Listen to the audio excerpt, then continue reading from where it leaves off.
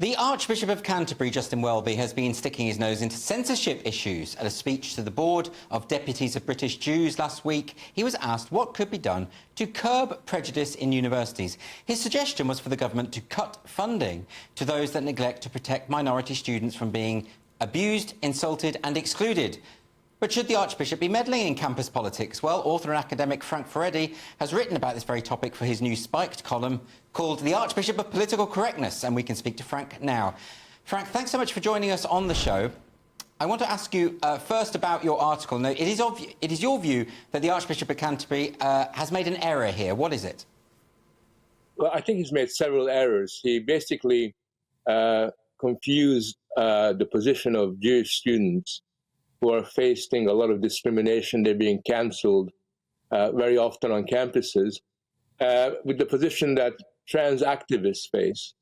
And what he's really saying is that these two groups face very similar problems. So that's problem number one. But the problem number two is he basically says, I believe in free speech, but I don't believe in people. I think we need to protect people from being abused or insulted.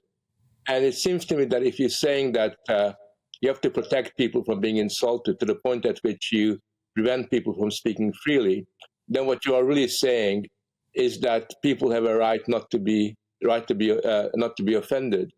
And if you argue that, then basically you violate the very norms of the freedom of expression in a university, because very often in the course of academic debates and discussion, it may well be the case that I inadvertently or even explicitly will insult your views, just because the stakes are so high when you're debating important philosophical or other questions. Now, Frank, can I ask you about this? Because, you know, if a student is being discriminated against or harassed or abused, then surely the university should be stepping in. But isn't the problem here that some students are interpreting perfectly legitimate opinions as forms of abuse? Well, that's right. I think just by merely saying, for example, that there are two biological sexes and that's it. A lot of people will say that you're harming me, you're abusing me, you're hurting me, and therefore you should be shut down.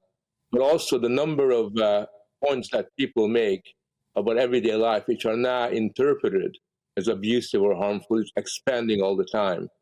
And I think what I've seen in the universities is a situation where all you got to say is, I'm abused, I'm insulted, I feel harmed, and that's the end of discussion.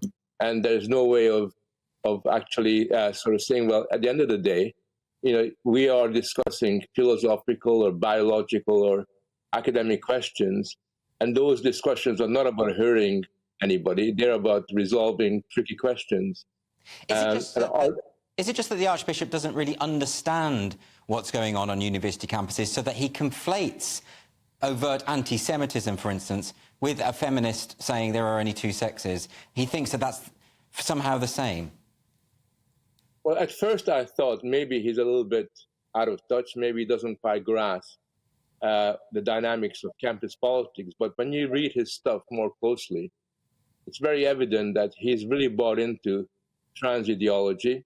He's really bought into the idea that we shouldn't be unpleasant to people who believe that there are hundreds of genders, that somehow we should accommodate to them, and that we shouldn't really express our views that contradict their views, because that somehow is unfair and discriminatory. So the Archbishop has, in effect, gone on that side of the debate. He's basically accepted the assumptions of trans ideology, and therefore it's not surprising that his views on the freedom of speech does not extend to people like myself who would question some of their assumptions. So is the distinction between, say, a gay student being subjected to homophobic slurs, anti-gay slurs, and that, as compared to, say, them having to listen to a Christian's point of view who says that they don't believe in same-sex marriage, is that the kind of distinction you'd like to see?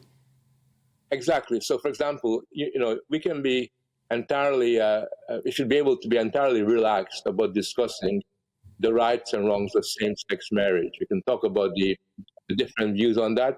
And I think that people should be able to listen and discuss and argue about it.